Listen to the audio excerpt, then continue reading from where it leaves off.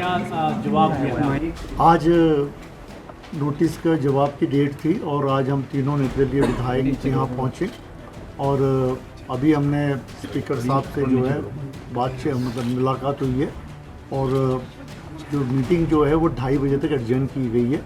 2:30 बजे जो है हम जो है रिप्लाई देंगे, क्योंकि आज ही हमारी जो पिटिशन जो थी वो हाई कोर्ट में भी आज ही जो है उसके ऊपर चर्चा हुई है और अगली तारीख जो है हमें 24 तारीख की मिली है। तो हमने जो है स्पीकर साहब को जो रिप्लाई देना है बेस्ड ऑन आवर डिस्कशन, आज जो हमारे हाई कोर्ट में जो चर्चा हुई उस बेस पे हमें जो है उसका रिप्लाई भी उसी हिसाब से देना था। तो अब रिप्लाई रेडी है और 2:30 बजे जो है हम अपना रिप्लाई स्पीकर साहब को तीनों विधायक जो है सौंपेंगे।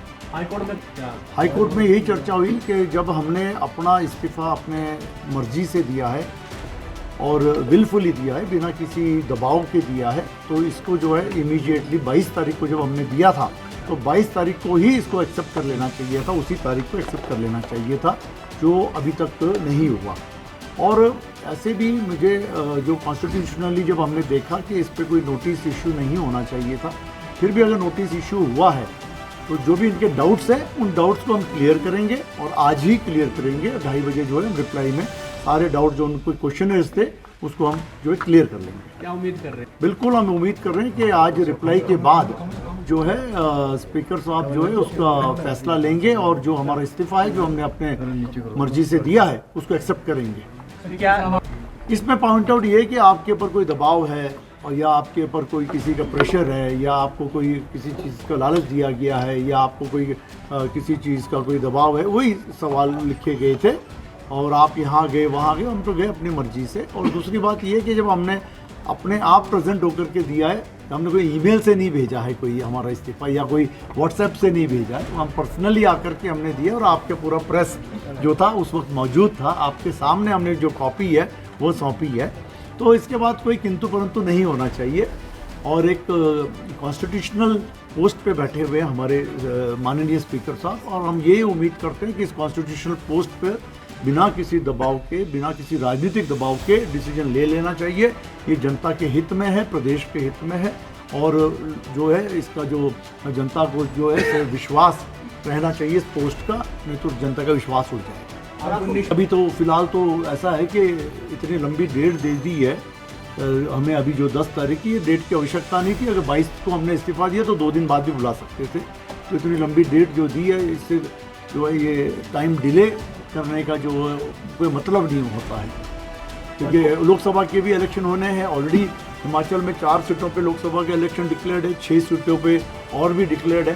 तो जो भी है फैसला जल्दी होना चाहिए, बार बार इलेक्शन होना भी ठीक बात नहीं है, तो जो भी फैसला है अभी हो जाना चाहिए। अब आपके साथ से इस्तीफे के दौरान तो सर कोई भी आ सकता है, कोई भी जा सकता है, किसी पे पाबंदी नहीं है कि कोई आए या कोई ना आए। इसमें कोई कानून में लिखा नहीं गया कि कोई आए या कोई ना आए, कोई भी आ सकता है। आप लोग यह चाह रहे हैं कि 1 जून को चुनाव हो जाए तो मोदी लहर जाए उसके साथ? सर ऐसा है कि बार बार प्रदेश में जो है उसके बाद अगर हमारा ऐसे भी इस्तीफा तो मंजूर होना ही है, आज नहीं होगा कल होगा पर होना है, फिर दोबारा जो बाई इलेक्शन होंगे, फिर कोड ऑफ कंडक्ट लगेगा वो 3 अलग अलग जिलों में, तो वो ठीक बात नहीं है। तो अभी एक बार इलेक्शन हो जाए तो स्टेट का फायदा है, उसमें सरकार का भी फायदा है। हम इसका जवाब हम पिछली बार भी दे चुके हैं, ठीक है, तो इसीलिए अब बार बार वो जवाब देना उचित नहीं है। पिछली बार का जवाब आपके पास है सर। धन्यवाद। जो निर्दलीय विधायक हैं माननीय श्री KL ठाकुर जी, श्री होशियार सिंह जी और श्री आशीष शर्मा जी, इन तीनों ने 22 मार्च को लगभग 1:30-2 बजे के करीब सचिव विधानसभा के पास अपना रेजिग्नेशन दिया और उसके बाद मुझे मेरे निवास स्थान पर ये लगभग 3:30 पौने 4 बजे के करीब मुझे मिले, जहां मुझे भी उसकी कॉपी उन्होंने वहां पर दी। जो यहाँ पर जो उन्होंने रेजिग्नेशन दिया उसकी जो प्रेस रिपोर्टिंग है, प्रेस क्लिपिंग्स हैं,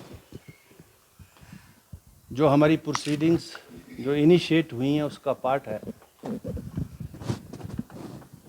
उसमें माननीय नेता प्रतिपक्ष श्री जयराम ठाकुर जी, और जब वो मेरे निवास स्थान पर आए तो उनके साथ दो माननीय विधायक भारतीय जनता पार्टी के डॉक्टर जनक राज जी और बलवीर सिंह वर्मा जी उनके साथ थे, और एक आध मीडिया का भी व्यक्ति था।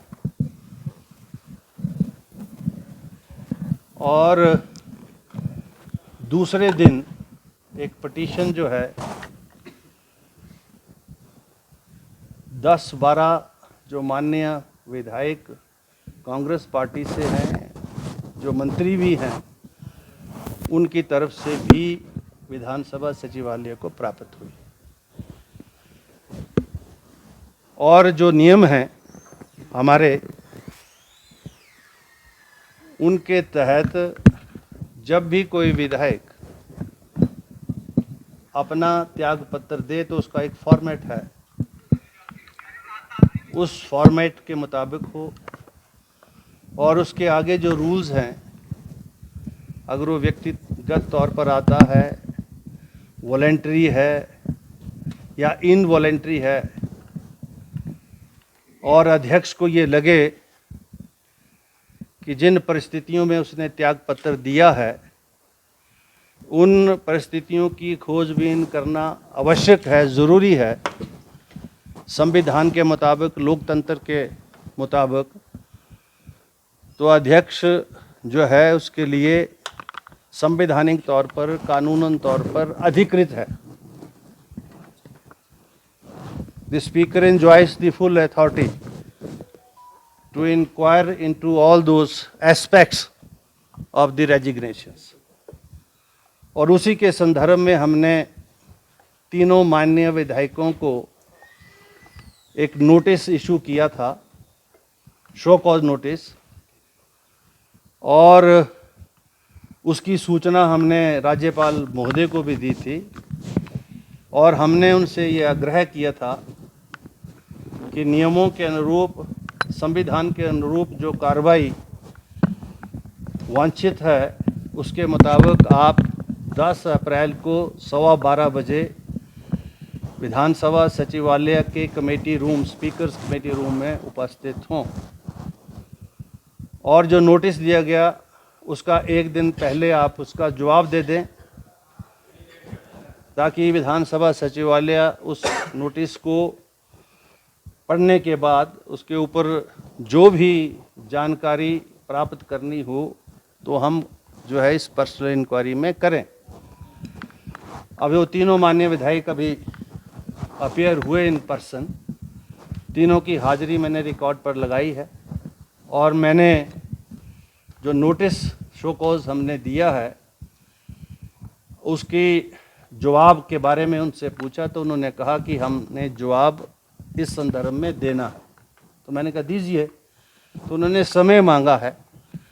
यद्यपि मैं सारी प्रोसीडिंग्स को आगे की डेट दे सकता था, लेकिन मैं ये समझता हूँ कि विषय गंभीर है, इसलिए मैंने 2:30 बजे तक इसको एडजॉर्न किया है, और 2:30 बजे फिर से दोबारा जो है ये जो है यहाँ कमेटी रूम में बैठकर प्रोसीडिंग्स होंगी, और जवाब वगैरह जो भी आया होगा और उसके ऊपर जो आगे कार्रवाई बनती होगी वो किया जाएगा। और अभी आपने एक प्रश्न और पूछा है कि माननीय उच्च न्यायालय में भी इस संदर्भ में आज रिट पिटीशन जो है इन मान्यों के द्वारा की गई है, तो उसकी जानकारी आपको होगी कि उस रिट पिटीशन जो माननीय उच्च न्यायालय में इन्होंने की है वो अभी लगी थी सुबह 11 साढ़े 11 बजे, जिस पर काफ़ी देर हाई कोर्ट माननीय उच्च न्यायालय ने सुनने के बाद उसको जो है 24 अप्रैल के लिए जो है उसको एडजॉर्न कर दिया है, और उसमें जो उन्होंने पार्टी बनाया था विधानसभा अध्यक्ष के रूप में मुझे और व्यक्तिगत रूप में मुझे, तो व्यक्तिगत रूप में तो जो ऑब्जर्वेशंस कोर्ट की थी वहाँ पर कि भाई you can not make the speaker in person as a party, whatever he has done and whatever he is doing that is the powers which are vested with him under the constitution. So you cannot make him a party in person. So this was the observation from the court, which have been, you say, told to us by the standing lawyers, one who represented the Vidhan Sabha there in the High Court. So what is the order that I have not seen? What is the writ petition copy I have seen? जो writ petition की जो copy उन्होंने विधानसभा सचिवालय को भेजी है वो हमने देख ली। जवाब का नोटिस जो है, जो नोटिस का जवाब अभी उन्होंने देना है। तो जो हाई कोर्ट में उन्होंने जो रिट पटिशन की है उसमें उन्होंने मेरे जो संवैधानिक अधिकार हैं उनको चैलेंज किया और उन्होंने हाई कोर्ट से डायरेक्शन मांगी है कि स्पीकर को हाई कोर्ट डायरेक्ट करे कि वो हमारे रेजिग्नेशंस को एक्सेप्ट करे। अभी हाई कोर्ट ने इसके ऊपर कोई निर्णय नहीं लिया, मैं प्रोसीडिंग्स में हूँ।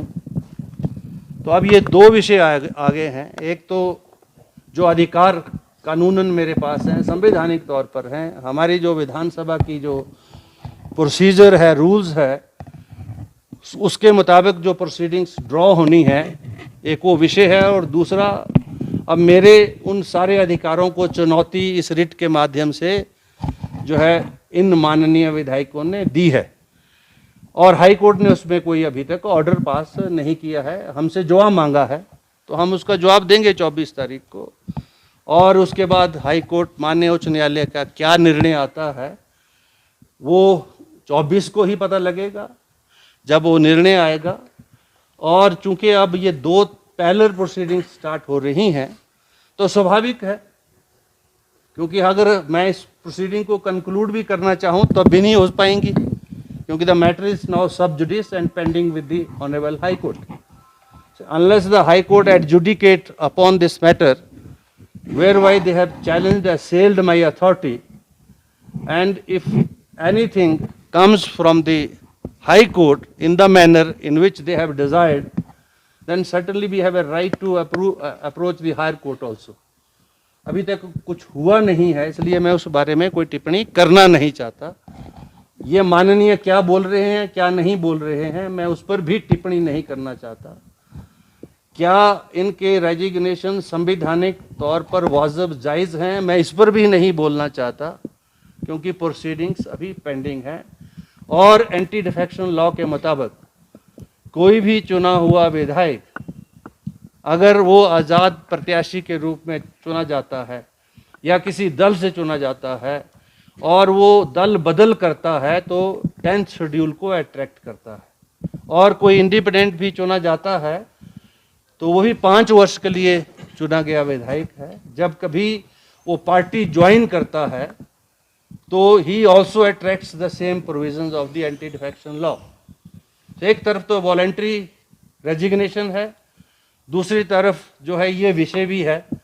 अब इन दोनों विषयों को जो है आगे हम इंक्वायरी के माध्यम से, हाई कोर्ट की प्रोसीडिंग्स के माध्यम से जो है हम देखेंगे और जो भी उचित निर्णय होगा उस समय पर हम देंगे। आप सबका बहुत बहुत आभार, धन्यवाद।